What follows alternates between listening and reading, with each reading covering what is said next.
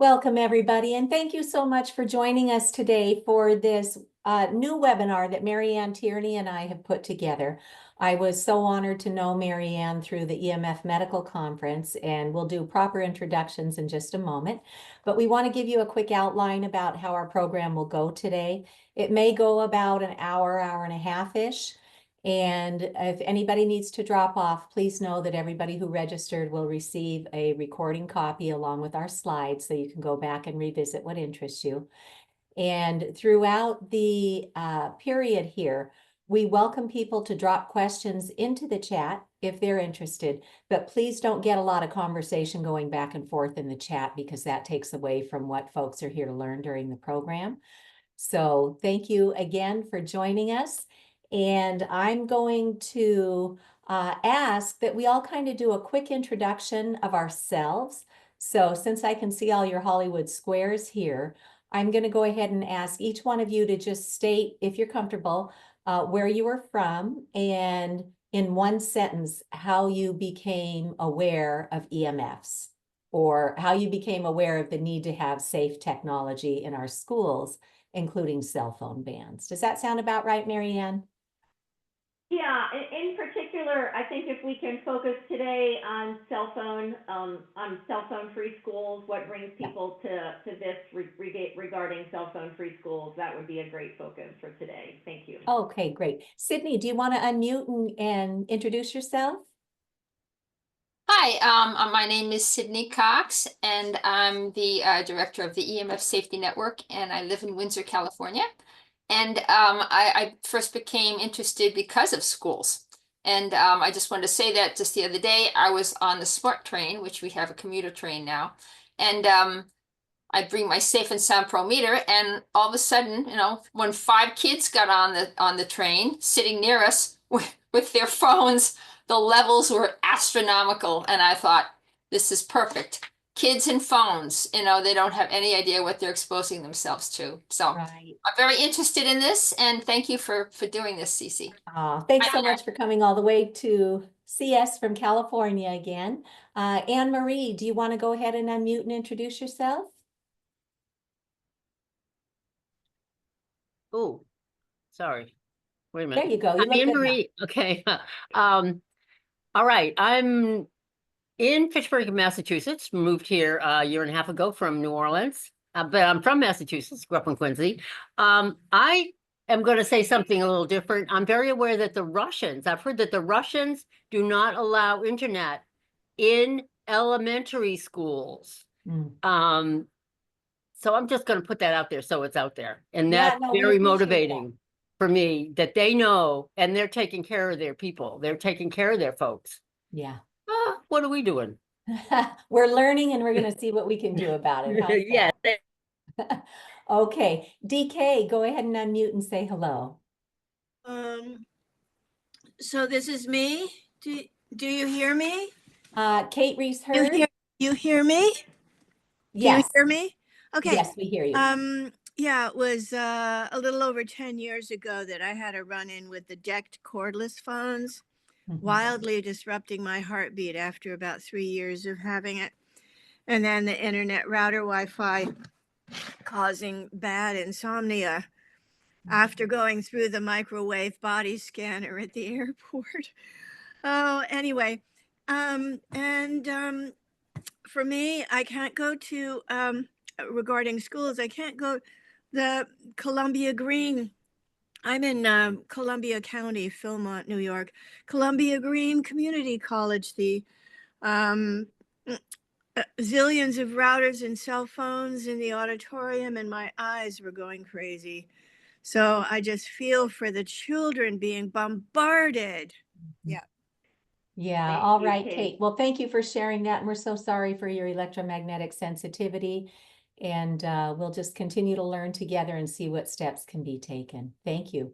DK, do you want to speak with us today? Yeah, hello. I'm calling in from Kansas City, Missouri. I first became aware of EMF from a dear friend who had a Safe and Sound Pro 2 and came over to my house and showed me what I've been doing, and been very interested ever since.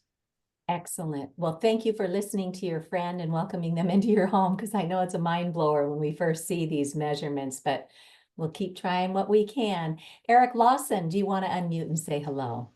Sure. I'm Eric Lawson. I'm the Director of Technology and Innovation for the York School Department in York, Maine. And we are looking at upgrading our policies for our high school students and making sure that bell-to-bell cell phone use is not used. Oh, fantastic. Thank you so much for joining us today. Gabby Munoz, do you want to go ahead and unmute? Hi, I'm just here listening. Just was I'm helping write some guidelines for people affected with EMS quote unquote sensitivity. I just wanted to see what is being talked about regarding schools. Wonderful. And where are you from, Gabby? I'm in New York right now, New York State. Okay, good. Thank you. All right. IRDR, would you like to say hello?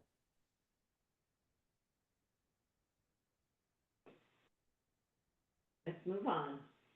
Justin Oh. McDonald? Oh. Yeah. back to Sorry. you. Hi. IRDR.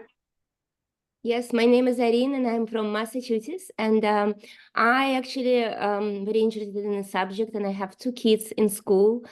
And they are bombarded with kids giving iPods when they are 5 now. No. Every single kid gets an iPod at 5 in kindergarten. And some parents are aware of the dangers, but most are not.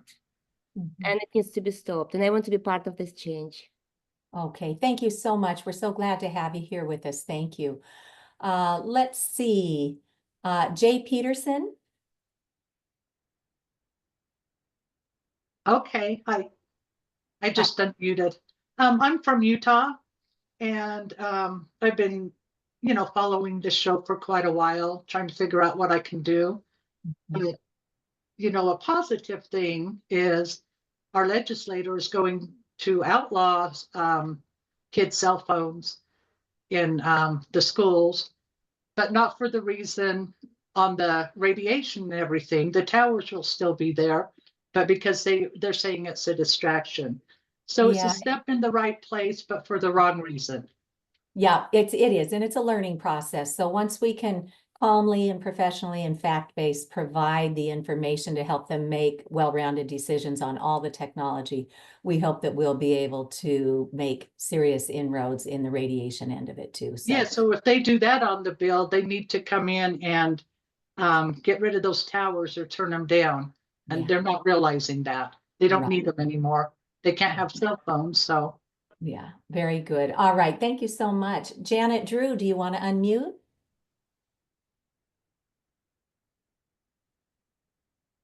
I always need more time to figure out the button. Anyway, I'm happy Eric is here. I'm also from York, Maine. I think that we need more awareness. Mine started with the antennas that they want to put behind my house, and which is still up in play 4 years later, but at least they're not up yet. We're still in play. But that got me involved and interested in all the exposures that are normalized and shouldn't be, and how we might educate people so that we power down, and especially at night and as much as possible. And we won't, like you say, we won't need all these towers. So I'm looking for a motto: power down. Sounds good, Janet. Thank you so much. All right, Janet Miller, do you want to unmute and say hello? Sure. Janet Miller from Charlottesville, Virginia. Grandmother of several, so I'm concerned about youth, but I do a lot of work personally in youth development, and also read Anxious Generation. So here to learn. Excellent. Thank you so much. And I'm sorry, did I ask where you were from? Charlottesville, Virginia. Okay, thank you. All right, Justin McDonald, do you want to unmute and say hello? Hi, everybody. My name is Justin. I'm from Northern California in the El Dorado Hills, Folsom area. I run an academy here. And Cece, Corey says hi. She sent me this. This is something we are exploring and learning more about. Is we're trying to build great whole humans, and so we think about their minds and what comes through the technology and the content they consume, as well as their bodies, with all of the biological elements to the radio waves and so forth. So I'm here to learn more about what's under the surface and what's not being publicized and easily accessed. So this is me doing that. So thank you guys so much for providing that. Well, you are so very welcome, and I'm just very grateful that you've taken the time to join us today, Justin. Is it Casey Davies or Cassie?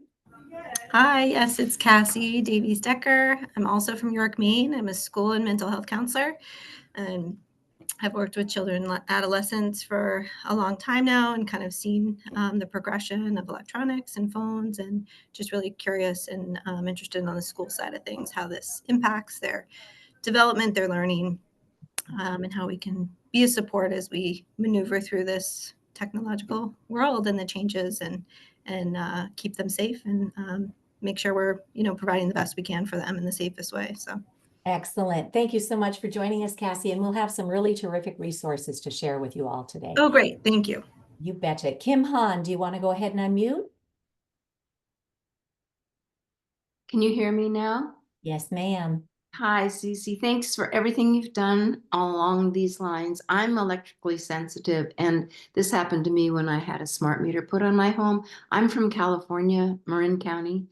I've been a private tutor, mostly for high school kids, for the past 30 some odd years, and I'm seeing a lot of changes. The first thing that we're seeing is the ADHD effect and the ADD and all the other stuff, and I'm getting a lot of kids who have migraines on a regular basis. So that's the reason I'm here. Maybe there's something to do. I'm so excited you're here because we have such great things to teach you that can immediately help these kids. So, all right. LJ, do you want to go ahead and unmute and say hello? Yes, welcome everyone. I just wanted to say that I'm really grateful for what Cece and the work others like her do. Being disabled as I am from EMF,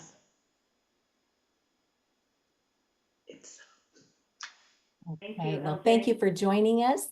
And Larry Burke, do you want to go ahead and unmute yourself? Yeah, hey, I'm glad I could make it on the call.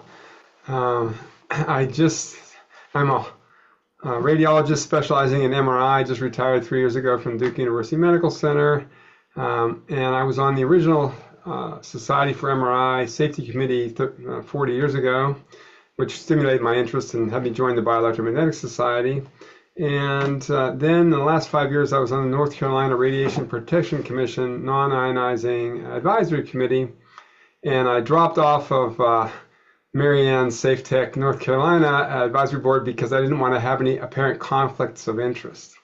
But my latest project, I'm going to come back and join Mary Anne again now that they decided to no longer reappoint me this summer because they're shifting their focus from radio frequency to ELF, to extra low frequency, which is not my area of expertise. So I just got inspired to nominate. My wife nominated me to be on the Kennedy's list of 4,000 nominees to get appointments in the Trump administration, new transition.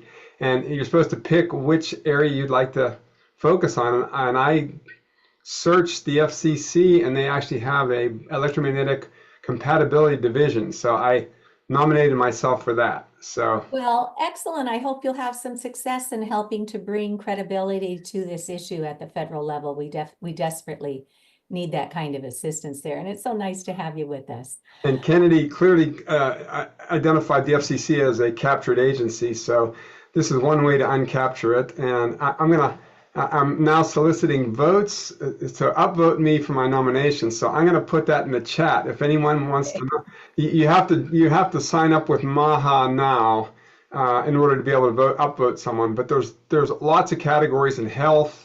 I think Charles who's our Roman. Yeah, I think he nominated himself for something in the NIH Health and Human Services. Okay, well, good. Yeah, go ahead and drop that into the chat. We've got to scoot along, but excellent. Okay, good. I'll put it in. Lending your expertise in radiology. Thank you. Maria, go ahead and unmute yourself and say hello. Hi, I'm Maria Pulitzer. I live in Pasadena, California, and I'm trying to learn as much as I can. I've been noticing I'm, electrically sensitive for probably about a decade now, and I am going to be learning a lot with Cece and trying to help make the schools wired, because I had helped to unwire them some time ago, and I felt guilty ever since. So thank you all for being here, and I hope to learn a lot. All right. Thank you so much, Maria. Mass Vocals, go ahead and unmute yourself. Say hello, Steve. Right, why don't we jump in? Okay. This is Mass Vocals. Hello. Hello. Can you hear me? We can hear you. I'm just going to view. I'm still battling in Massachusetts. I'm glad to collaborate with everyone in Cece. And, I'm very studious about, and I'm constantly under attack by my own administration in town, as the smart meters, as well as everything else. I saw that you're speaking to is the schools, and I agree wholeheartedly that we need to change that perspective, but people just don't understand what's going on. So Yeah, I agree, Steve. I think the more we can bring the education and give people the facts, then they can make better balanced decisions. So thanks for taking the time to be with us. Paul Gill, do you want to go ahead and unmute? Yes, thank you. I live in Carlisle, Massachusetts, which is a rural town. And I played a role 25 years ago in rewriting the zoning bylaws so as to prevent the proliferation of cell towers in this town. And I think we did a pretty good job of doing that. And I was introduced to Cece by my membership in the Massachusetts Association for the Chemically Injured. And here I am today, learning. Very good. Well, we're so glad to have you with us. Sydney, go ahead and unmute and say hello. I'm sorry, didn't I say hello already? Oh, you did. Yeah. You were our first. It just popped down to the bottom. Sorry about that. Welcome back. Tom Livingston, go ahead and unmute and say hello. Hello, I'm Tom Livingston. I'm from northern Vermont, north central Vermont. I've been following Cece for a long time now, but I always try to keep in on the meetings just to keep abreast of what's going on and keep well informed. And I'm like a lot of people here. I think the stories are very similar, that they need to have more information, better information, so we can better intelligently talk about what's really happening with the EMFs. Yeah. Okay. Well, thank you so much for joining us today. And I think we might have had a couple people join us. Janet Miller, have you had a chance to say hello yet? Yes, I already did. Okay, good. Golda, would you like to say a quick hello? Yes. Hi. Good afternoon. I started my journey because I'm a holistic health researcher and educator, and experienced myself harm from electromagnetic radiation, and got the meter. And now anywhere I go, especially when I take out my little grandchild, we see 5G antennas everywhere. I really feel like, to be honest, I really feel like we're on the stage. That I'm sorry, but that's my feeling. But nice to Well, see you're you certainly guys. not alone, but as we come up to speed on things, there are inroads that we as citizens can help to make in our communities and especially in our schools, because there's no law prohibiting us from protecting ourselves in our schools. Dr. Diane Testa, would you like to unmute and say hello? Sure. Hi there. Hi.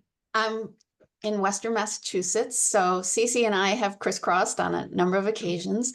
My training is in biomedical engineering, so I'd been a professor of Biomedical Engineering at Western New England University up through a year ago. I'm home now on medical leave. I've been following the issue from the time my daughter was 1 year old because I wanted to protect her and her peers and all those in our community. So I've spoken to our school district on a number of occasions, presented lectures in the local library. And so I'm doing the best I can to collaborate here in the town. And I appreciate what you're doing, Mary Anne, to inform us. And I look forward to learning. Thank you. Okay, thank you so much. All right, so if Mary Anne would like to go ahead and start her screen share. And again, for those who joined late, we will be providing the slides as well as today's recording to everybody who registered, and you are more than welcome to share it widely. And on the next slide, I'll go ahead and, for those who don't know my work, I'll do a quick introduction of how I fell down the rabbit hole with the tech safety issues. So if we could go to the next slide, Mary Anne.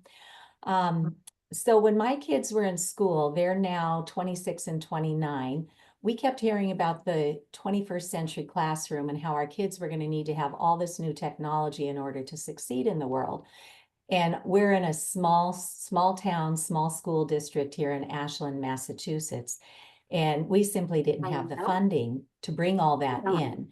And so fortunately, a bunch of parents, we kind of got together and started doing fundraising to bring in all of this wireless infrastructure and iPads and Chromebooks and smart boards and what we thought was going to give our kids a leg up in the world.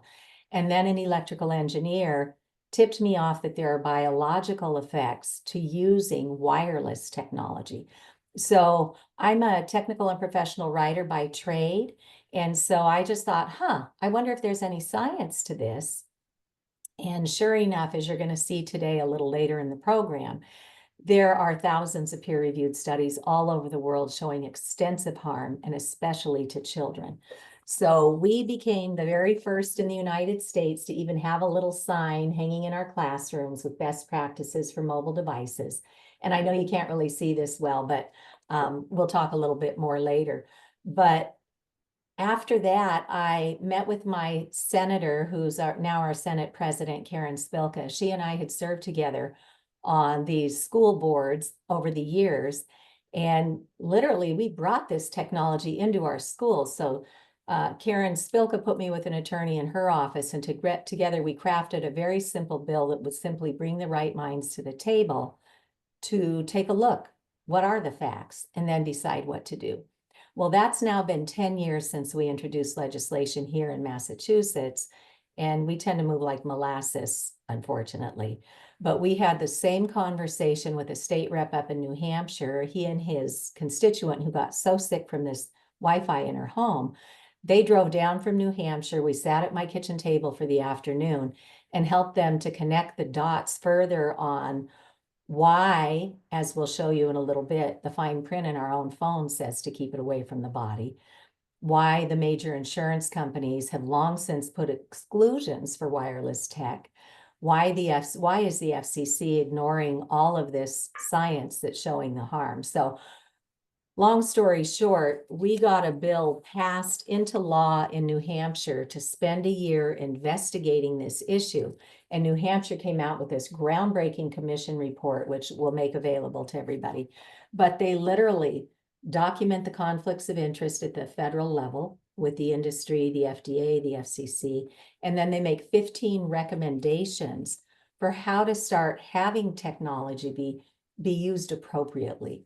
And one of those recommendations is highly relevant to today, where they recommend we transition our schools away from wireless and replace it again with hardwired connectivity.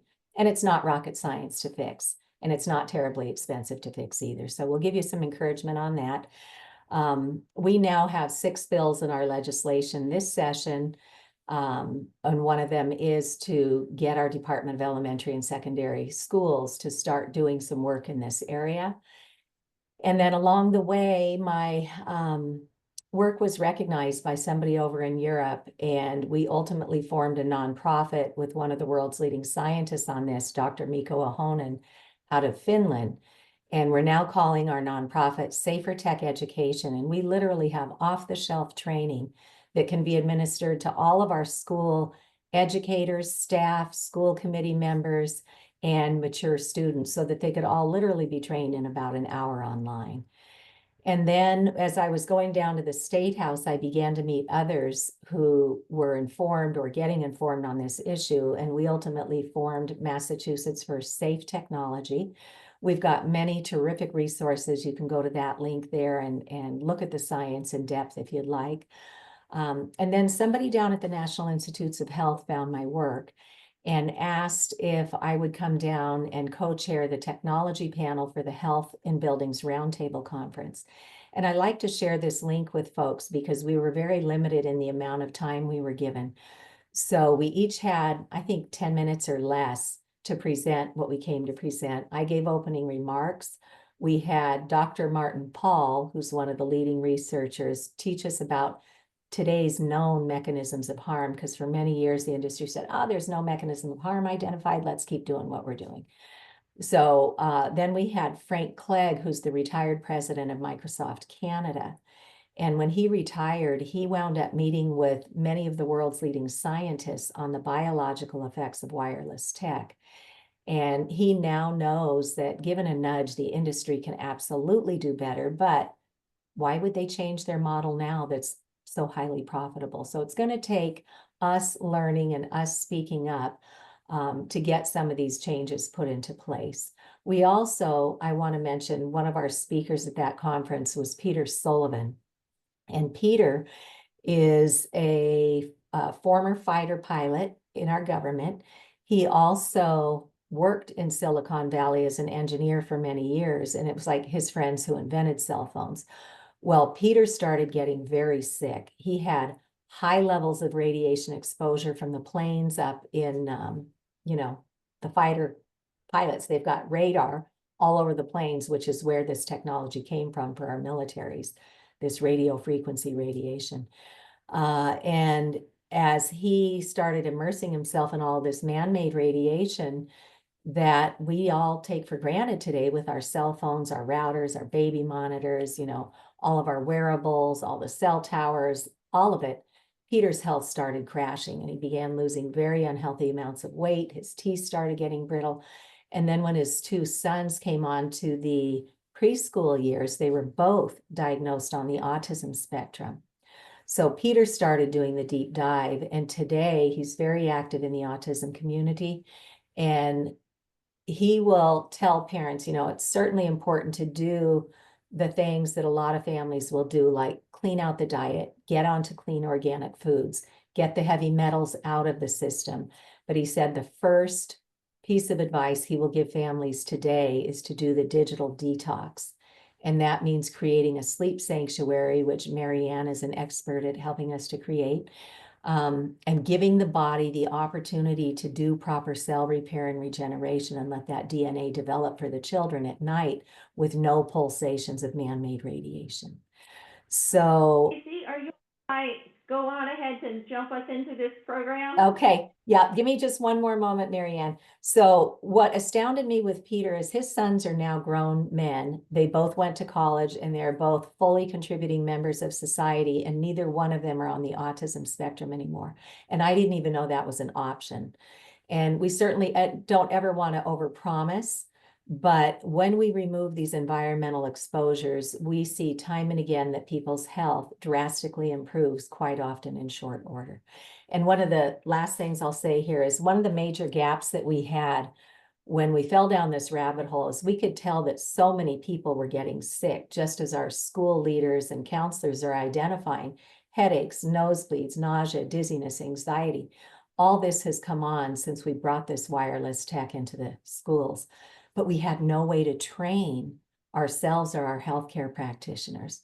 We are so pleased to announce that this EMF Medical Conference 2021, the opportunity to earn the credits has now expired. So we have taken the entire conference and put it online at no cost. Everybody, from our first responders to our therapists, to our counselors, to our teachers, to our nurses and doctors, and us, we can all go get professionally trained at no cost and take these lectures from the EMF Medical Conference on our own time. Just slot them in for a half hour here, a half hour there on your calendar. And you will hear from world-leading doctors and scientists. Mary Anne and I were both honored to present at this conference as well. And so I'll leave it at that. And now we'll turn it over to Mary Anne to tell us how she became involved in this topic. Thank you, Cece. I became a mom almost 14 years ago, and was amazed when I, with my public health background, at the effects of wireless radiation on children. So I formed with Larry what was previously, Dr. Larry Burke, who introduced himself earlier, what was previously SafeTech Kids NC, and that has evolved into a nonprofit, SafeTech North Carolina. I'm also certified by the Building Biology Institute as an electromagnetic radiation specialist, and I have my own company, Blue Ridge EMF Solutions, in which I do assessments and mitigation of electromagnetic fields. Again, I've got a long background in public health and as a psych nurse, and that has left me very concerned about the addictive nature of these devices. And so as a result of that, I became an ambassador with an amazing nonprofit that's based in Charlotte, North Carolina, called Screen Strong, and they've got wonderful free resources for parents that are looking to reduce their children's screen use and also struggles within families. And more recently, I became an ambassador with the Phone Free Schools movement as I was seeking how to help my son's school district to reduce the radiation. So, Cece, do you want to briefly tell us a little bit about Dr. Jonathan Haidt and this amazing book that has prompted our discussion today? Sure. So we're so grateful to the work that Dr. Jonathan Haidt, a social psychologist out of New York University, has done. I think with this book that he released this past year, The Anxious Generation, How the Great Rewiring of Childhood is Causing an Epidemic of Mental Illness, has really helped to empower a lot of our schools to finally take action to protect our kids. And he identifies the top 4 issues here: that they are not developing on point socially, that many children and adults are suffering from sleep deprivation, that we are losing our ability to focus, our attention is fragmented, and we now have digital addiction, to the point where many countries now have digital addiction detox centers for even 5-year-olds. So we have added the 5th one here. Dr. Jonathan Haidt does not mention the electromagnetic fields of radio frequency radiation explicitly, although I kind of chuckled to myself when I read the book on page 1, and he does this analogy, you know, would you let your kids go to Mars if these were the conditions that they went under? And on page 1, he talks about radiation, which I thought was very apropos. He's talking about the very high levels of radiation naturally up in the stratosphere, and we need to apply those same precautions to the man-made radiation. So if you have not yet read his book, it's excellent. He is now on a speaking circuit. I watched something with him and Prince Charles, or Prince Charles' son, sorry about that, recently. So he's really getting a lot of play, and it's really, as I said, empowering schools and families to start having these important conversations. Thanks, Cece. So one of the things that is really stunning about when we are paying attention to having schools that are not, when children are not as addicted to phones, and when we're able to have policies that are more protective, is there are actually there's some great science and stories of these kind of improvements, significantly improving test scores and concentration, improving behavior, reducing bullying, lifting mood, and reducing screen addiction. And I will say, as a psych nurse, that this possibly means that we can also prevent, we can actually work towards some suicide prevention when we are having these kind of positive effects listed above. We know that schools that have strong policies that are bell to bell from the beginning of the day to the end of the day are improving social connections. There is less policing by teachers and administrators. It clearly is improving teachers' job satisfaction. And I will say the other reason that this is an important topic to me is that I am married to a high school teacher who has been in the classroom for almost 30 years. And he was coming home nearly every day distressed about kids' distraction on their phones until he created a policy, at least in his classroom. And then very interested as well in reducing exposure to wireless radiation. The Norwegian Institute of Public Health recently published an amazing study that it was a very rigorously designed study that looked at schools, in middle schools in particular, high school and middle schools, but really saw a huge difference in the outcomes academically when there was a ban on phones. And honestly, in this field, I am learning that we do better when we don't use the term cell phone ban, but when we use the term cell phone free schools or away for the day policies. That seems to be a lot more manageable for parents and administrators to get their heads around and to accept. So improving, the Norwegian study showed an improvement in academic performance. This was especially among female students with as much as a 4 to 7% increase in GPA, increased well-being to the point where they had an actual reduction in need for counseling, reduction in incidence of bullying. I'm sorry, I repeated the need for counseling. I think this was an older version of this slide. My apologies. And then for girls in particular, when they were in a school where there was at least one of these strong policies for 2 years, an 8 to 14% increase in the probability of them following an academic track as opposed to more of a tech kind of track or a, what would you call it when they're not going on necessarily pre-college entry. And so the Norwegian Public Health Institute has recommended cell phone policies in schools as a low-cost way to improve student outcomes. We have had some great information by the Phone Free Schools project, which is found at phonefreeschools.org, and they have actually helped us to differentiate these policies in 5 different ways. And while there are policies popping up all over, I do think it's really important that we look at the difference in these 5 policies. Obviously, there's schools that still have no policies.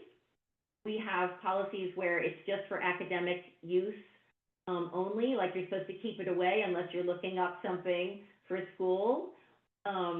Student self-management policies where they can carry them, but they can't use them during class. And then away during class policies, where the teacher may use some caddies, or they tell the students to just keep them in their bags or their backpacks. And what Dr. Haidt, who wrote this stunning book, has said is that a policy like number 4 actually incentivizes students to focus on their phone at every break instead of the people around them. And so what we are learning from so many different schools around the world is that when it's a phone-free policy from bell to bell, or from door to door, as some schools do, that out of sight and out of possession, start to finish, all day actually makes the biggest difference in all of those advantages that we saw earlier. The Phone Free Schools movement is an amazing nonprofit that was recently formed, and they have an ambassadors program now, and they have a phenomenal, what is it called, administrators toolkit that has this kind of supporting data. And it was really heartening to see that so much of the supporting data really points us in the right direction for this, just helping us see more clearly that the majority of students are still using their phone in school, that the vast majority of teachers support these all-day away policies, that children are cheating, and that a third of teens are actually reporting exposure to pornography during the day. So I want to give a big shout out to the Phone Free Schools movement for this administrator's toolkit. I'm going to ask Cece when she has time to put this up in the chat, if she can, this document. And if she's not able to, I will get it when we're done. But what I do want to ask is that you consider looking at this, and if you take the document that's put in the chat, to get on there, this link here, and sign up as someone who's interested in the toolkit, because they actually get their funding based on how many people sign up for the toolkit. But this really is a great way to be able to have help rolling out such a policy, and for it to not feel so overwhelming. In Florida, actually around the country right now, there have been all sorts of policies popping up, and in July, when a team of us presented in Western North Carolina, we were learning about these states that have just been creating these policies: Florida, South Carolina, Virginia, California, Indiana, Ohio.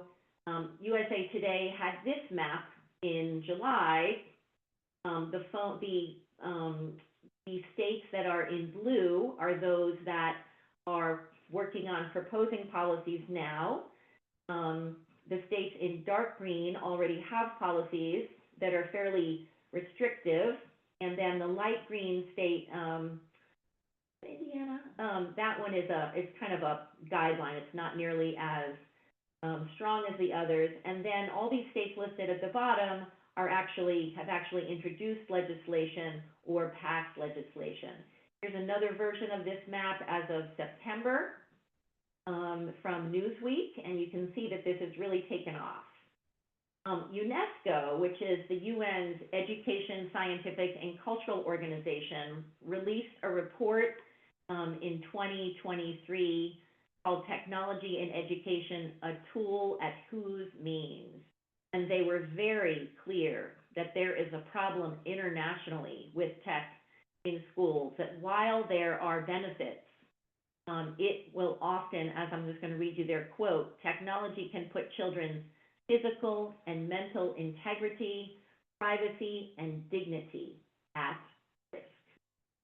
And so I'm just going to jump right into what we see as the most important barriers before we get to the wireless radiation, which many of you on this call already, this Zoom today, already are aware of. But there are two significant barriers that come up for parents.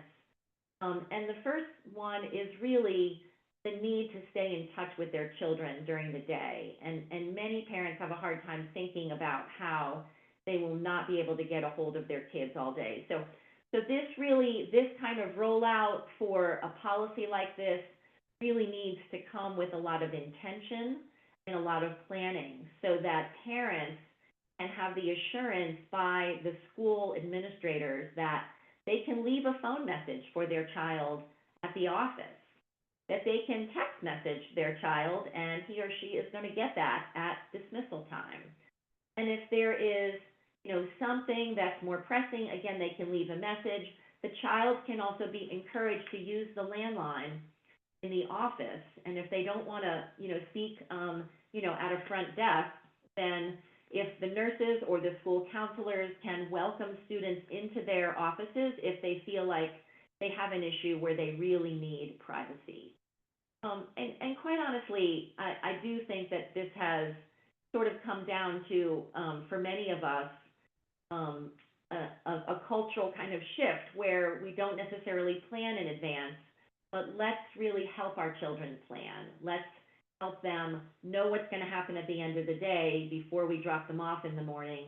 And it may be that we keep a little notebook with them or something so they can keep tabs on what the plan is at dismissal. You see? Okay, so Dr. Haight helps us to see that there are two basic mindsets when it comes to the health of our children and growing up with these technologies at our fingertips all the time.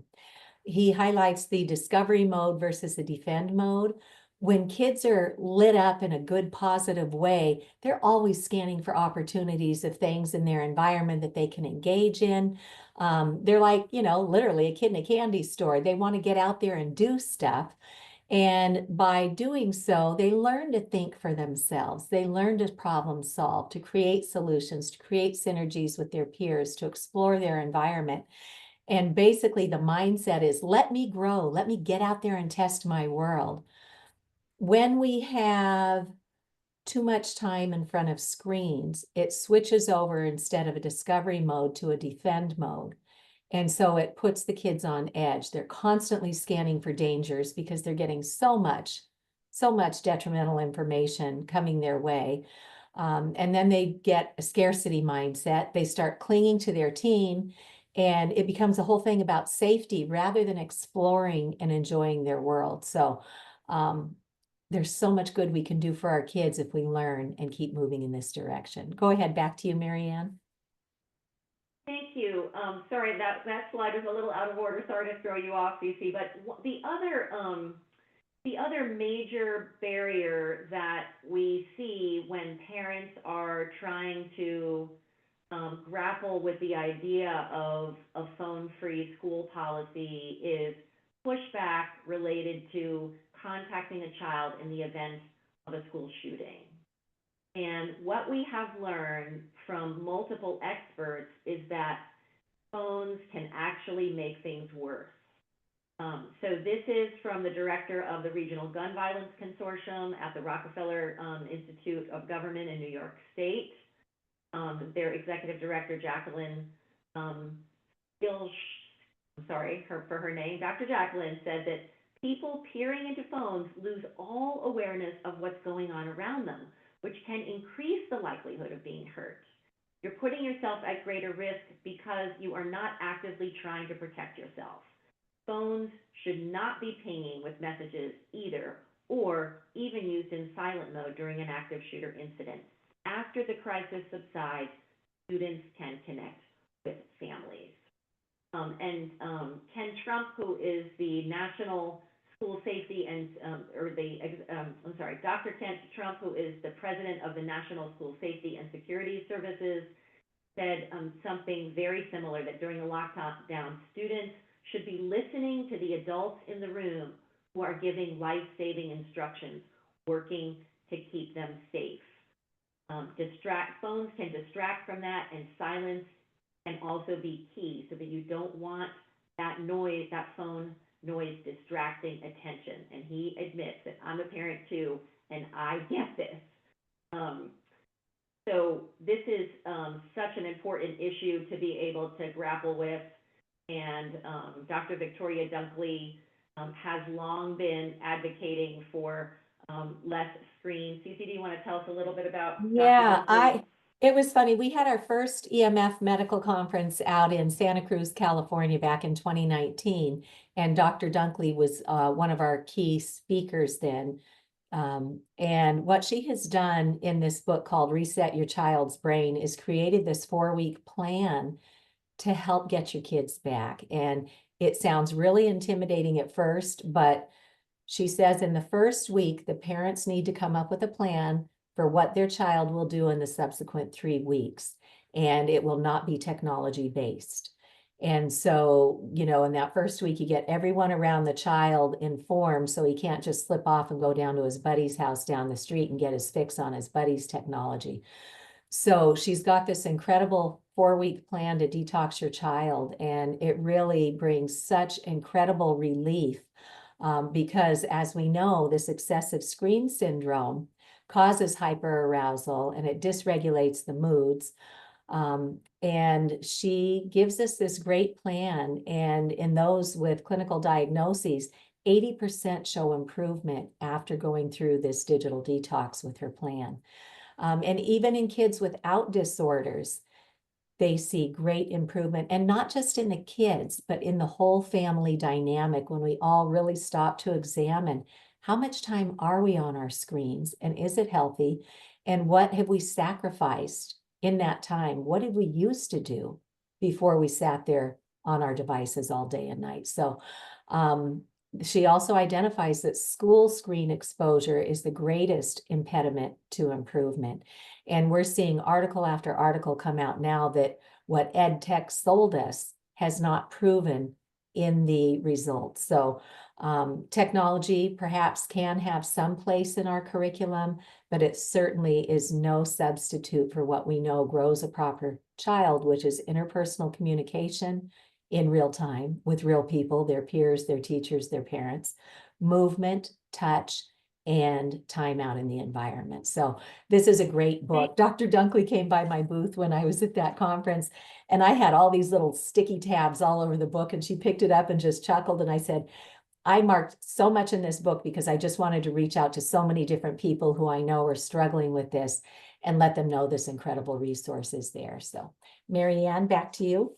Thank you. And it really is an incredible resource, particularly for schools. So for those of you on the call that are school counselors, know that this is a great resource for parents, but it also, because of the screen exposure in school, it can intercept the progress that a child is making. And so sometimes using a 504 plan or the IEP plan can help a family be able to at least request a reduction in screen time during the school day. Dr. Haidt, I'll share that his book really is based on not only, he is a fan also of Dr. Victoria Dunkley, and he was really clear that he knew about some of these challenges. But in 2019, he was asked to speak to the school administrators to actually present at the high school where he grew up, or where he attended in New York City, and he met with the administrators and what the counselors, and what they admitted was that they feel like mental health problems were already quote unquote baked in, anxiety and addiction to devices, when the ninth graders arrived. And then in January of 2020, he met with the middle school administrators again at the school where he attended, and many of the students are arriving in sixth grade already dependent and addicted. So you can see how Dr. Dunkley's findings are really starting at a very early age. And so the takeaway really for our schools is to start prevention early with phone-free schools, and what he calls playful schools. Not having enough play that is not controlled is a significant problem in this whole realm, but there's a lot of great information in this book. And I would say that if you haven't read the book, even if you download for yourself the ebook and be able to listen to it in the car, it is absolutely one of the most important books of our time. And he has really, this book has really spawned a movement internationally to help schools at all levels create phone-free environments. And so in the book, he is very clear about the many different mental health diagnoses, and you can see the extreme rise in anxiety and depression. And he tags this as really beginning to rise in 2012, when the majority of people began to have smartphones. And you can see that rise very steady since then. And there are many other charts in his book and graphs, including in the online supplements, that show how mental health outcomes have significantly worsened since 2012. And so his 4 suggestions for reform in schools are no smartphones for any child before high school, no social media before 16, phone-free schools to free up students' attention for each other and their teachers, and more unsupervised play. There's a great chapter in this book on what schools can do, and I highly recommend it. Our wonderful nonprofit Screen Strong has shown how the adolescent brain changes and continues to develop over the first 25 years. And at birth, there are lots of connections that then grow more by age 3. And I was recently looking at a 3-year-old dancing around the library, and she didn't care who was looking, but she was dancing and singing. And you can imagine that by age 15, that was not going to happen. But it's a process called neural pruning, where what we use, we keep, and what we don't use, we lose. And so the brain is really shaped the same way. And so when children are not reading real books, when they're just focused on screens, they probably will stop enjoying and stop reading those books. And so we want to do what we can to help them have that lower screen environment, less screen environment. Phone usage with mental health of teachers. I was stunned when I had a colleague let me know that she, as a psychiatrist, was observing a group of teachers in a meeting, and the angst that the phone policies caused her and her students just caused an enormous amount of conflict. The teachers aren't able to accomplish their goals for the day, for what students can learn, that it weighs heavy on the teachers when they're unable to reach students who are distracted. And they feel less fulfillment in their jobs and are frequently ruminating and having angst about phones in schools long after hours. And I will say that my husband was one of these until he got himself a really strong policy for his own classroom.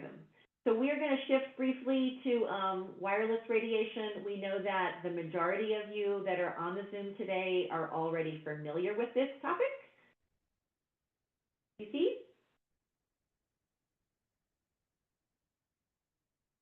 Cece, are you there? There I am. Sorry, I had muted myself.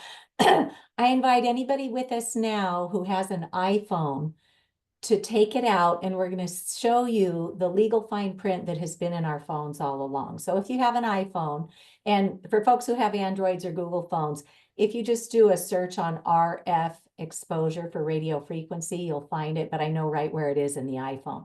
So from settings, scroll down just a little ways and hit general. From general, go all the way down to the bottom and hit legal and regulatory. Once you hit that, so it's settings, general, legal, and regulatory, and then at the top, you'll see a few items listed, and about 4 down, you'll see RF exposure. That's two-way radio frequency microwave radiation that they politely call energy, and it is a man-made energy. But what they don't tell, well, they tell you a couple of important things. One, this device was tested at a distance from the body. So if you're holding it while the antennas are radiating, or you're tucking it into your suit pocket or your shirt pocket or your bra or your waistband or your back pocket, you are exceeding the Federal Communications Commission's guidelines for public radiation exposure. And those, by the way, were never tested for biological safety. And the FCC has now been sued for ignoring 11,000 pages of evidence of harm, and the courts found them guilty, but they didn't give them a deadline to bring public policy in line with the science. So they've done nothing. So what I'd like to do, Mary Anne, if you want to go ahead and pause the share for a moment. I had a really hard time getting my head around this invisible exposure. And then at the EMF Medical Conference, they recommended that doctors bring this Safe and Sound Pro 2 meter into their medical practice and loan it out to their patients. And I know a few of our attendees today have mentioned that they have this Safe and Sound Pro 2. So I've done everything I can in my home to create a sanctuary for myself and my loved ones. And when I turn this on, it's going to give us a readout of the radiation that's in my home. In the scientific literature on the maximum spike of radiation that comes at us, they want us to be at 10 or less. And the unit of measurement is something called a microwatt per square meter. So basically in 3 feet of air, how much radiation is there? Our goal is to be at 10 or less. So I'm going to turn my meter on, and it now says my maximum is 2.7. So I'm doing pretty good. I've worked hard, and now that I've figured it out, I can just teach people, and it's easy peasy for you guys to do the same.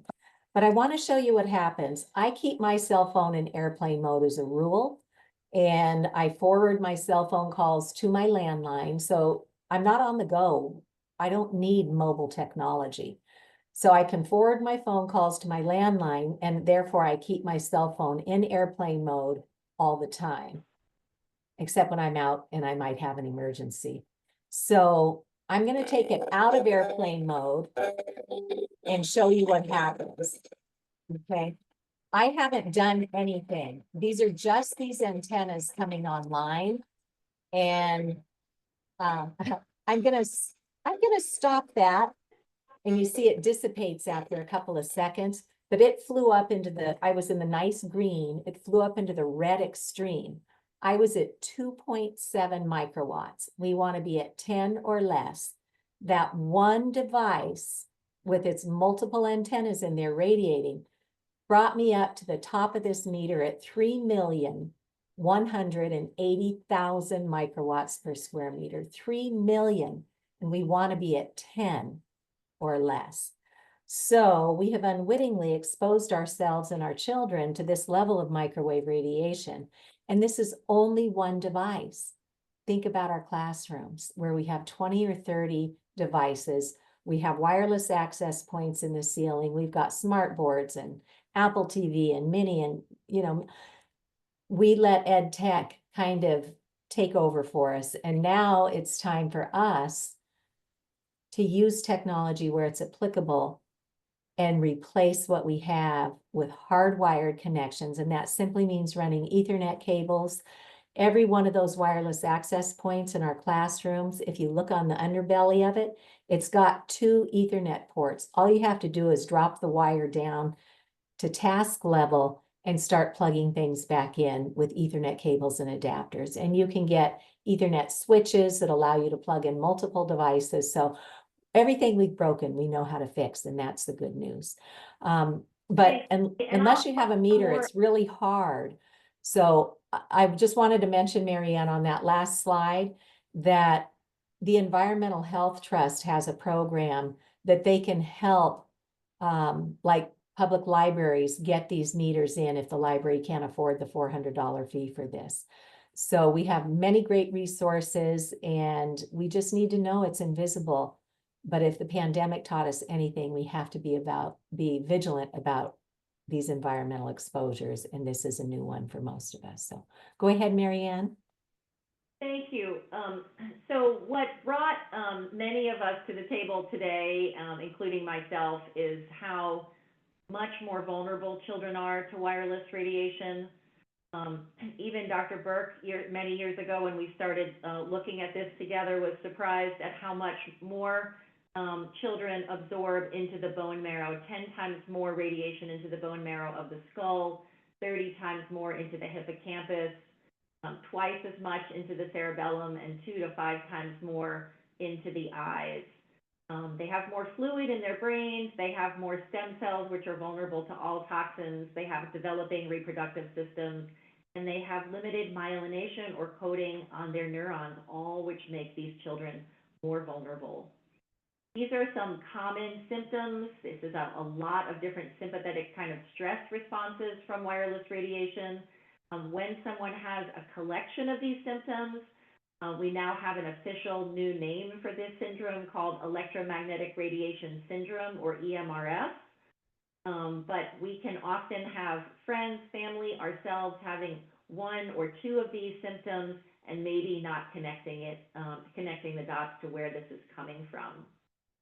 The European Academy of Environmental Medicine have the most exposure on this issue. Sorry for my little error there with the hoop around the 10. It's supposed to be around the 10, but essentially we are looking again, as Cece said, at a maximum of 10 microwatts per meter square as our recommended exposure during the day. This is an example of how we turn down the power by at least 90–95% in one public high school in North Carolina. And I am happy to connect with the IT director that's on the line, if you want to put your email privately in the chat to me or reach out to me afterwards, I'm happy to share more of this with you. This is a webinar, this is the cover of a webinar that we did last September that is still on the SafeTech NC website. It's edited down to about an hour and is a great way to have an hour overview of the science, the symptoms, the solutions for dealing with this from an IT perspective. This is one of the very first, this was the first U.S. government study on wireless radiation by our Navy to protect our service men and women, and they found lots of neurological effects. Then 10 years later, NASA in 1981 found a lot of similar issues, a lot of similar effects, and what they found was that what the study showed was that there was increased prevalence of neuropsychiatric symptoms with cumulative years of exposure.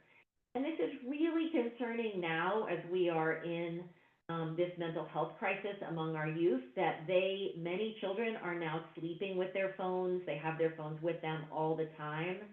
And as they have more exposure, we can only expect that they will also potentially have more symptoms related to that.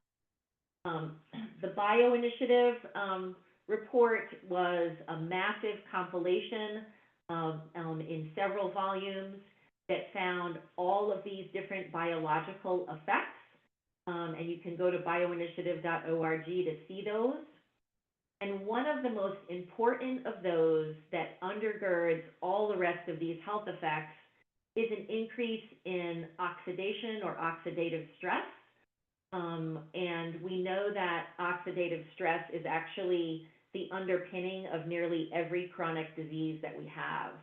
A study was done by Igor Yakomenko in Ukraine in 2016 that showed 93 out of 100 studies showed a positive correlation with wireless radiation exposure. Dr. Henry Lai updated that last year, and now we're looking at 91% of 290 studies. So overwhelmingly, this is what we see is oxidative damage. The International Agency for Research on Cancer also named oxidative stress as the underlying reason why they found wireless radiation is a possible human carcinogen in 2011. And they actually were contemplating a much higher classification for this, but they wanted a stronger experimental study on animals that could correlate with the epidemiological studies they already had on people. And they looked at about 100 strong studies. So our own government, the U.S. Department of Health and Human Services, National Toxicology Program, put together a gold standard, is still considered the world's gold standard study on wireless radiation, $30 million study that took 16 years, and they found exactly the opposite of what they designed the study for. They designed the study to show that wireless radiation, that cell phones are safe, to prove it once and for all, and what they found was clear evidence of carcinogenicity. Dr. Ron Melnick, who presented to the North Carolina Department of Health and Human Services with Dr. Burke and I several years ago, he was one of their senior toxicologists, and he showed us, really the deep dive of all of the various different effects, not only cancers and pre-neoplastic lesions, but also DNA damage of the brain, heart muscle disease, cardiomyopathy, and reduced birth weight. Cece, you want to tell them about this briefly? Yes, so not long after the National Toxicology Program study came out, the American Academy of Pediatrics issued cell phone safety standards with some pointers that we could all begin doing today. Just as it says in the legal fine print, once you know this is radiating, common sense should prevail. Do not use the cell phone up to your head. Create distance, use speakerphone or a hands-free headset. Avoid carrying the phone against your body, in your pocket, your bra, your shirt, it's not a good idea to have that anywhere near you. Make only short or essential calls on cell phones. It should never be our playground. Keep an eye on the signal strength. If you have full strength, it uses less radiation. If it's struggling to keep a signal going, it's pulling more radiation at you. And one of the properties of this man-made radiation is it amplifies around metal. So you want to avoid activating your signals when you're in a metal container like a car or an elevator or a bus or a train, because it's going to hit those metal walls and come back and wallop you again. And remember, folks, these are not children's toys. Children should not have these devices. If you do hand a child a device, make sure that you have disabled all of the antennas in the setting, the wireless, Bluetooth, locator, hotspot, any 5G. Make sure all that is off before you hand a child maybe a game to play. Thank you, Mary Anne. Thank you. One of the most important studies we have is the repetition of findings that wireless radiation or radio frequency radiation opens the blood-brain barrier. And Dr. Deborah Davis, who founded the Environmental Health Trust, helped explains this in her awesome book, Disconnect. And what she shared was that in about 2002, Dr. Lee Sanford, who is a neurosurgeon and was seeking to figure out how to get chemotherapy into the brain in order to treat brain tumors, was unsuccessful using a whole series of different chemicals, and finally decided to try a small amount of wireless radiation, and immediately the blood-brain barrier opened right up. This study has been repeated multiple times over and over, and wireless radiation is now used routinely in short doses for chemotherapy. When we think about someone having AirPods to the brain for hours, when we think of an elderly person using hearing aids that are Bluetooth enabled up to the brain, and obviously the cell phone, it's very, very concerning, but anytime we're in a wireless environment, the blood-brain barrier is going to be held open, and it is certainly one of those things that underlies why we have so many different neurological effects, that the brain is being affected. And now, again, because we are in this mental health epidemic, it does seem particularly important that we are looking at how this wireless radiation affects children and how it affects sleep in particular, and mood and memory. And there are so many different studies looking at how it affects our neurotransmitters, reducing our capacity to learn and remember and feel a positive, happy mood. I'm sorry, this is an incomplete slide. I pulled up the wrong slide set, so I apologize today for that. But there are numerous studies on how wireless radiation affects sleep, particularly how it reduces melatonin production. Both the National Toxicology Program, we just looked at their data, and the American Academy of Pediatrics are essentially saying that we need a precautionary approach. We need to practice the precautionary principle that when we have significant evidence of harm, but we don't have scientific consensus, and it is better for us to be safe than sorry. We've got more than 26 countries in the world with wireless safety standards. Many of them have standards on safer use of Wi-Fi. But we are always going to, if we don't have those policies, like we don't here in the United States, using an ounce of prevention is certainly worth a pound of cure. And Dr. Haidt recommends that, applying that pound of prevention when it comes to safer cell phone policies. So there are a number of different ways. We're just going to sort of shift a little bit to resources, how to actually do this. There are storage solutions for schools in which we really want these phones out of sight and out of mind, like these lockers that you see here.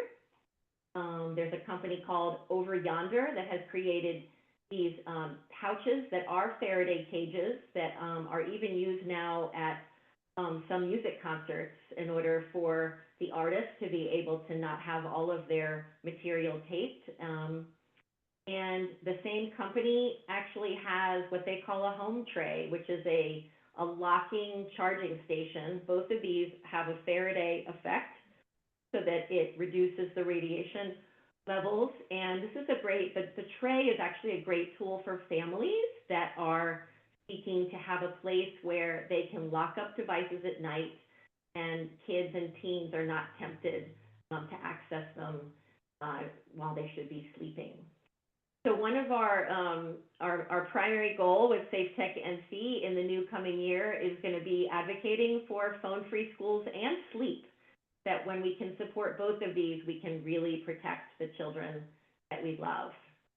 I want to encourage you to sign up to be an ambassador with the phone-free school movement. And if you do that, it'll really help us to be able to count those number of people that got the Ambassador's Toolkit. It is in the chat for you right now. I just promised them that if we did that, we would make sure that people would sign up on their website.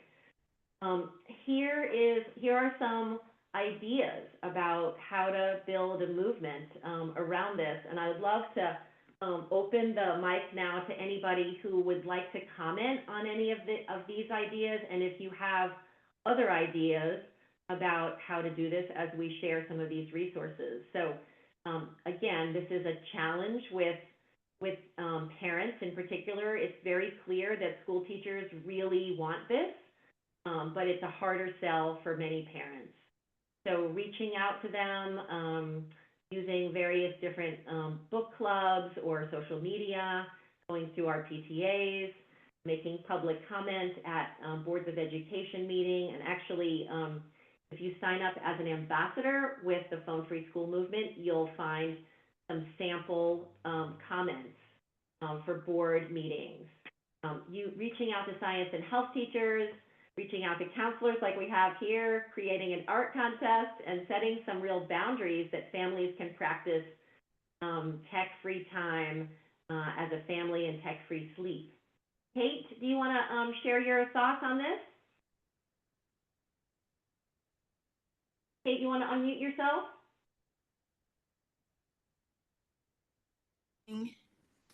Yeah, there we go.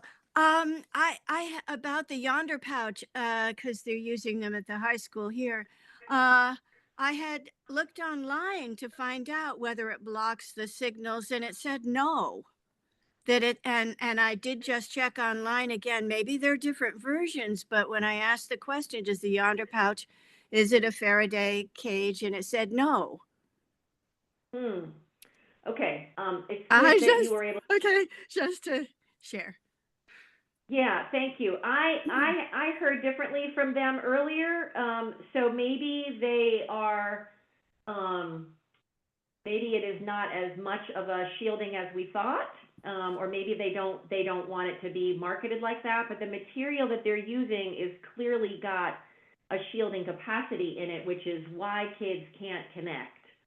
Well, I understand that it magnetically locks, so they can't use it.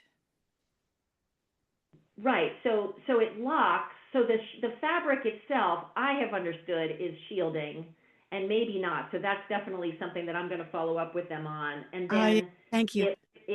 They put it in that bag, which keeps they keep the bag with them or in their locker, you know, their backpack or whatever during the day.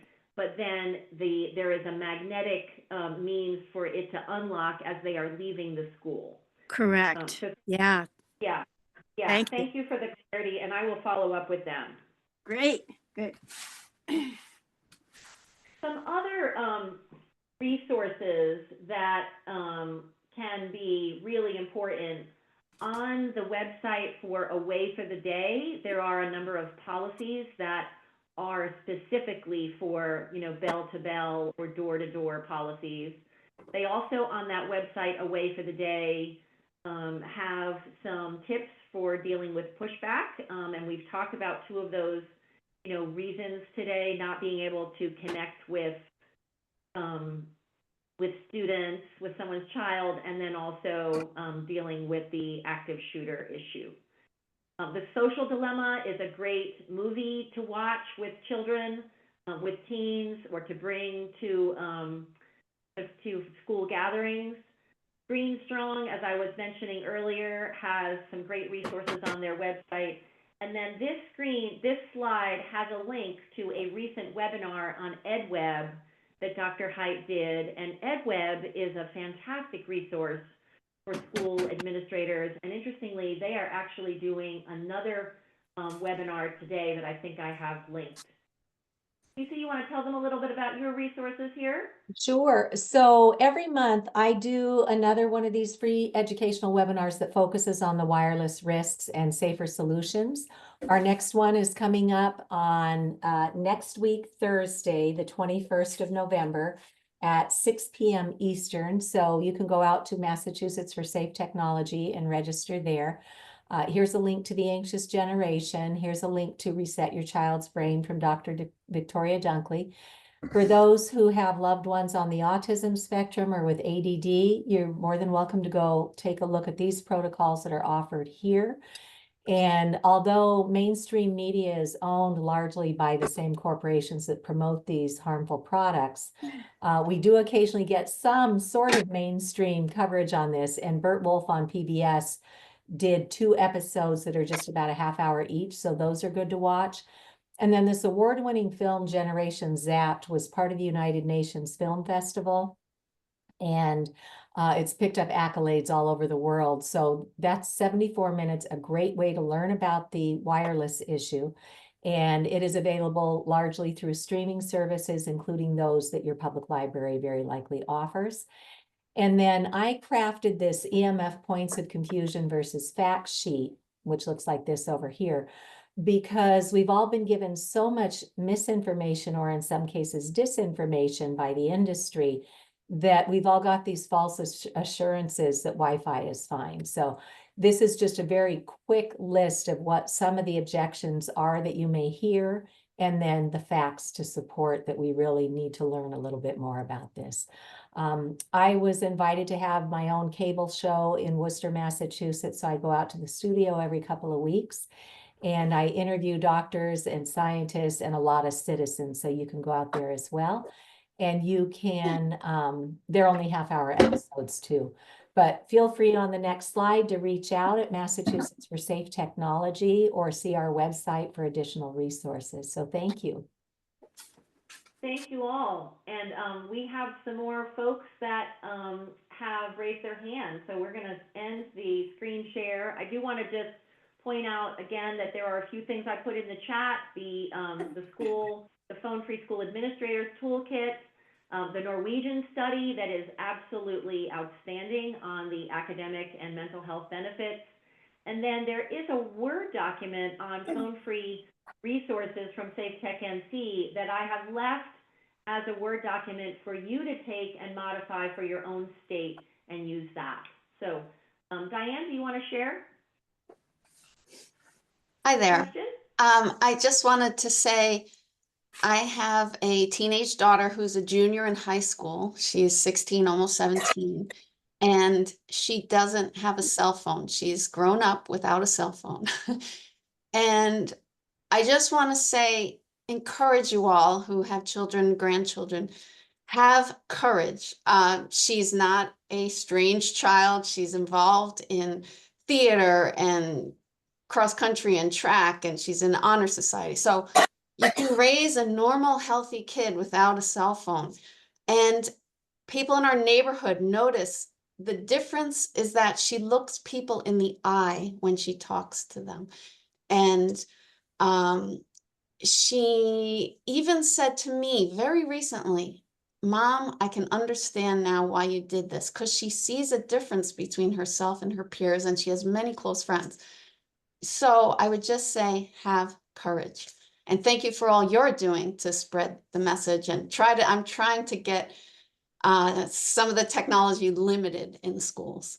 Thank you. Thank you. We've also got a couple of people. Kate, you want to share your thoughts? Or, yeah, questions?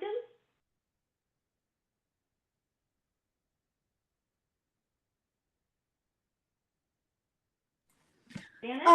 I Oh, I just great. had that. Oh, I didn't lower my hand. Sorry. But I It's so okay. appreciate all the resources. Thank you so much. You're welcome. Yeah. Janet? You might have called Janet. All of a sudden it got loud where I am. I'm hoping you called me. But I just wanted to Yes. say, besides everything Cece does that is wonderful, we have the organization that is the National Call, who is working on legislation, because everything we're trying to do at the schools, technology companies are trying to reverse everything at the federal level. And so the National Call is all about using experts that they have, that we as constituents meet with our legislative tech staff or whoever to spread the word that there are issues here. And on an aside, last night I watched a show about veterans and how the government told them all the poisons that they were around all these years was all fine for them. So, we're fighting a battle that the veterans have fought in other ways. And, like you say, there's no cavalry. We are it. So the National Call is where to fight at the federal level. Thanks. Oh, Mary Anne, I accidentally just went to mute somebody else and it popped to you. So please unmute yourself again. Okay. Thanks, Good. darling. Yes, the National Call is a great resource. Jill, Kelly? Oh yeah, big shout out to the National Call and Odette and Charles and everyone, and big shout out to you guys. Absolutely. Let's see, couple of things. When you were talking about, there's like these two categories that the children either go into fear or they go into like fun and play and so forth. That sounds exactly to me like parasympathetic, sympathetic, fight and flight, or relax and digest, or whatever it happens to be. And I don't know if anyone has done research to couch it in those terms, but a lot of people would probably resonate to that too. I found that interesting. I'd love to hear your thought about that as well. But I have a question kind of for the group. A week and a half ago, directly after being on a Zoom call on this topic, somebody knocked on my door, and it was a young man in probably his 20s, who was going door to door trying to sell by giving away a router modem to you so that you would sign up with the Verizon wireless service that he was, encroaching on the neighborhood. Instead of having the Next Light, which has caused me lots of problems, he wanted you to have the Verizon service. And what he told me was, you probably noticed that they are building about a mile from here 2 Wi-Fi towers. And I sparred with him for about 8 to 10 minutes at the door, trying to get at what the heck he was meaning when he said Wi-Fi towers, because I know cellular towers, I know small cells and 5G and the distinctions between millimeter waves and everything below that. But does anybody know what a Wi-Fi tower is? Well, sometimes though, people that aren't as familiar with the technology may call it that, so it may not be something necessarily official.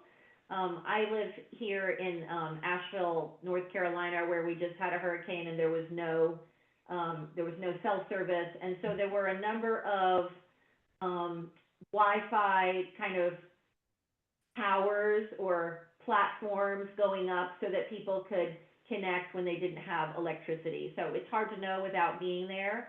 I will just go back for a moment to your comment about the fight or flight thing, or the explore. If you read Jonathan Haidt's book, I think what he's actually talking about is that what he has seen over the course of his university teaching is that his students have shifted from that discovery mode to more of a defensive mode. That in general, students don't seem to have as much joy around being that kid in a candy jar in college. They're more defensive, and it very well may be related to the fact that we have all this wireless radiation that puts their sympathetic nervous system in a fight or flight state. So thank you for that. That's Golda? what it sounds like to me. Yeah. Golda, you have a question? Yes, I actually asked in chat. So do you know or came across information that not only wireless, but also any electromagnetic radiation, like for example, my son who writes music, he uses headphones with cords, but that he uses equipment which is not wireless equipment. So do you think that electromagnetic radiation from any other device also goes through a blood barrier, blood barrier? So there's a different with some wired headphones, and some corded phones have a higher magnetic field, and it drops off very quickly with distance. But if you got an EMF meter that specifically measures magnetic fields, it would help you assess that. And a good one is the Tri-Field TF2. The Tri-Field reports that it measures 3 different types of EMFs: electric fields, magnetic fields, and RF, wireless radiation. But the one that it really is strong with is strong at measuring is magnetic fields. I actually don't trust that meter for measuring electric fields or wireless radiation, but it's great for magnetic fields, and you could put it right up to the speaker when you're using it and see how much is coming off. Okay. I actually have only RF frequency meter, but in general, my question was, in general, do you know that anything like a corded headphone from non-wireless device does increase EMF, which breaks brain-blood barrier? That was general question. So, without me actually measuring it, I can't say, but generally, if it's corded, that it is not a problem. However, there are some wired headsets that are called air tube headsets, because the way this is an air tube from Tech Wellness. What's the brand name? I'm sorry, what's the brand name again?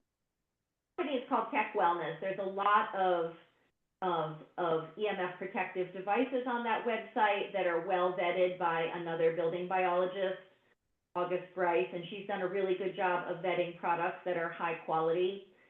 What she has on here, as well as a number of other air headsets, it has what's called a ferret bead, and these beads actually stop the radiation from coming up through this hollow tube. I will tell you that I did hear of one person who wore these in her head for a long time, and she wound up with some benign cysts on in her clavicle area because she was using these so often, and that ferret bead apparently can store some of that radiation. So I'm not saying that these are foolproof, but anytime you have an air tube headset, you're going to have a lot less radiation coming up into the brain, into the blood-brain barrier. The key thing would be to not wear it against the body, but to have the phone, away from the body so that the ferret beads are also not laying against your body.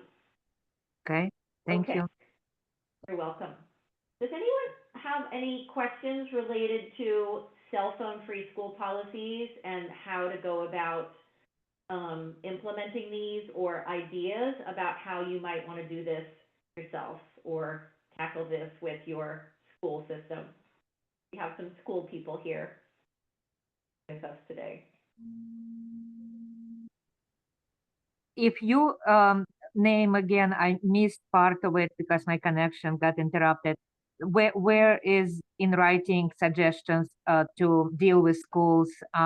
Is there a website where you wrote your suggestion?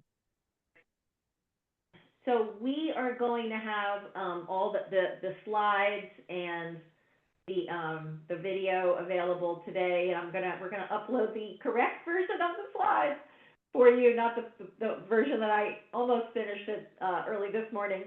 But the website called phonefreeschoolsmovement.org is a great website for how to roll out a phone-free school policy, and you sign up as an ambassador. And I will tell you that I've been part of numerous ambassador programs, and this is the simplest one, and it's completely free. So you don't have to attend any meetings.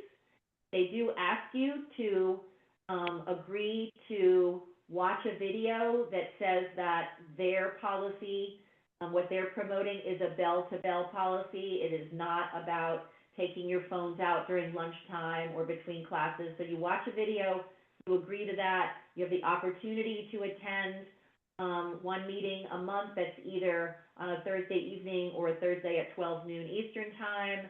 And then there's a Facebook page, and there'll be more resources coming up. In fact, around the holiday season, they're putting out an ambassador's toolkit that's actually going to have a lot more information and make it a lot easier to work on the implementation of these policies. Thank you. I'm writing in chat to put this website name in chat. Yeah, and you're going to have the slides available to you. And then the website has a lot of information about how to reduce wireless radiation in schools is techsafeschools.org. And they have a great mitigation guide on that website that is great for the IT director of any school to look at. Okay. And Golda, that link is in the chat up toward the top if you want to snag it before we go. Okay. Great. Martha?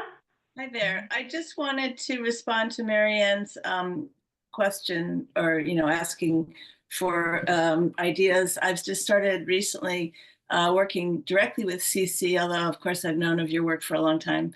I've been working on EMF issues in Sonoma County with the EMF Safety Network and other SafeTech groups for, I don't know, feels like forever. Anyway, so what I wanted to say is, what I've been doing is I've been making lists of all the parents. So I'm a teacher. I wasn't able to stay working in my school because of the Wi-Fi and their unwillingness to use corded routers and a signal tamer. So it's a slow process to try to reach out to parents and and grandparents. So yesterday I just, oh, you know what? I'm really sorry. I have to go.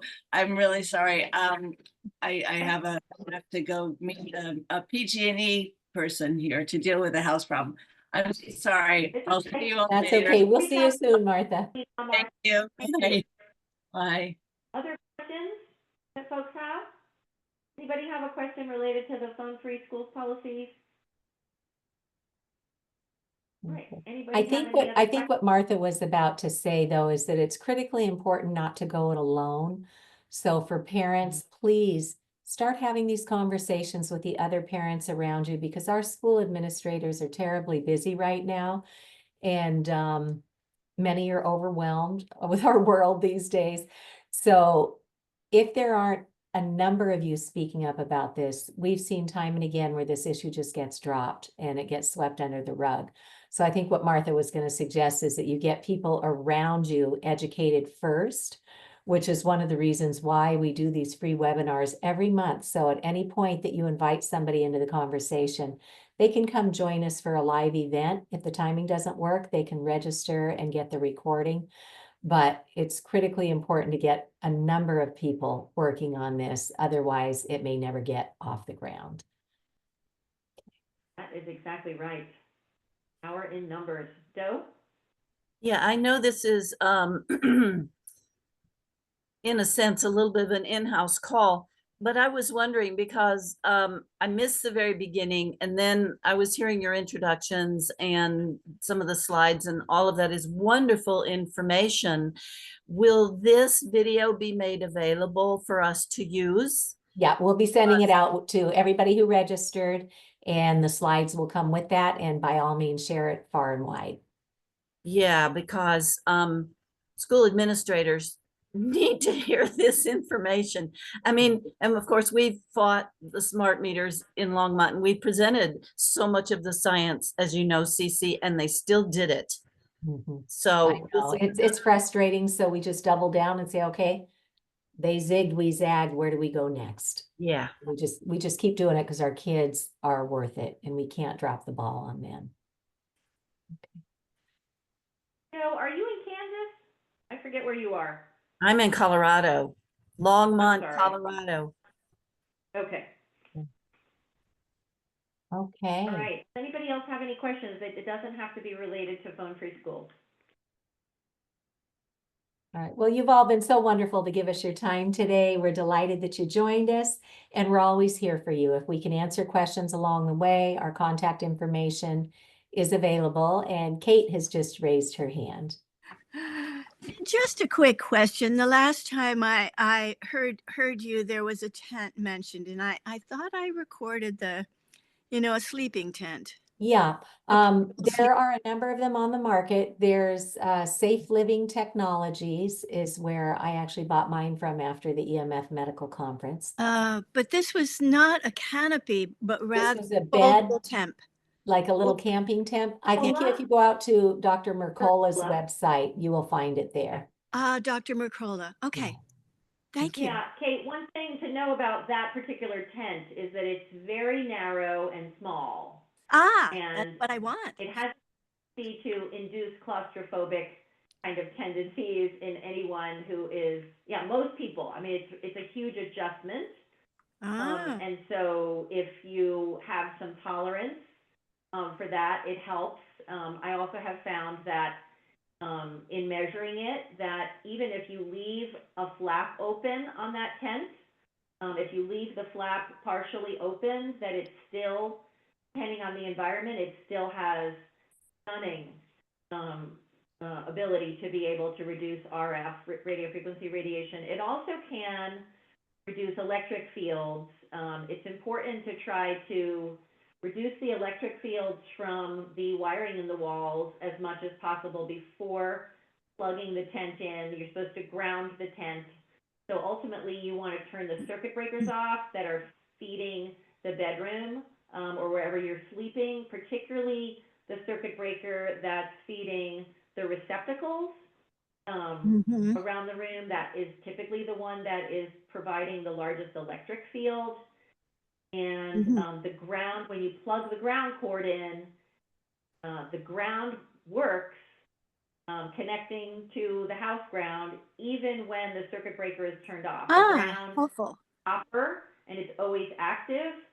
So just make sure to identify that circuit. Try it with the flap open. Yeah.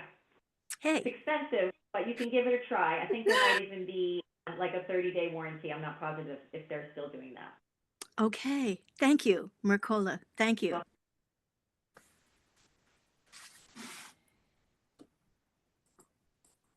Any other questions?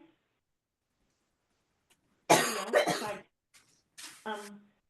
Who else had their hand raised that hasn't had a chance to ask a question? Gabby? Before? Gabby, question? Yes. I'm just wondering if you've ever covered or if you plan to cover in the future the issue of, all the modern cars and all of the sensors and all of the associated infrastructure that are, like even if you are able to keep an older car, it just turns every place like into an unlivable soup, anyway, I'm sorry. There is a team from TechSafe Forward, what is it called? TechSafe Forward? You know that group, Cece? Anyway, there's a group that's based in Michigan.